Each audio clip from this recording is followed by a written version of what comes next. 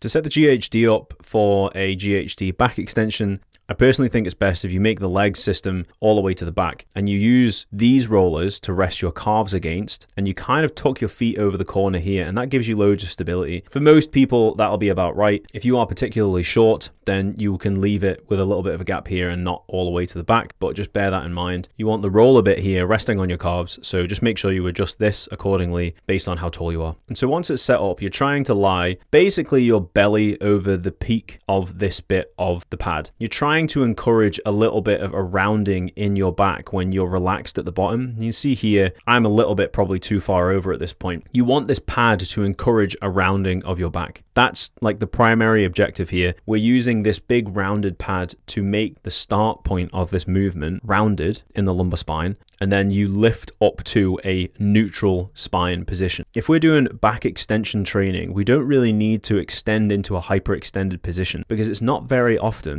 that we need strength in an overly extended position. If you think about a lot of the exercises that people commonly refer to in strength training of a deadlift, a squat, and a bench. Bench is probably the closest one where you would need strength in your extension, but you don't need to be strong to pull into extension. You just need to be able to have the mobility to get into that position. You don't want to aggressively hyperextend your back when you're doing a deadlift. You don't want to hyperextend your lower back when you're doing a squat. So we don't really need to be able to pull ourselves up with load into a hyperextended position. However, there is huge merit in being able to pull from a rounded position to a neutral position with load. That's a very beneficial training attribute and something that we should probably be working towards, especially if we're interested in the powerlifting sort of movements. But set yourself over so you have a rounded back position. In this version here, you're mainly trying to use your erector spinae musculature to pull yourself from this rounded position to a straight setup. If you want this to target more of a glute-based focus, or you want this to target more of a hamstring-based focus, or you want this to target a bit of a combination between those two, the 45-degree back extension machine that's here, there is a video that demonstrates the 4 different ways that you can use this piece of equipment. I personally feel that this is a little bit more versatile if you're trying to train the glutes or the hamstrings. If you're trying to train your lower back and you're only using body weight, this is probably a more comfortable way of doing it. But the moment that you start adding load, this isn't going to be the most advantageous setup, and you're probably best doing it on the 45 degree. So just bear that in mind. I would more consider this a warm-up exercise and not something that we're trying to add a huge amount of load onto, but it can be a very good way to isolate your erector spinae and your lower back musculature.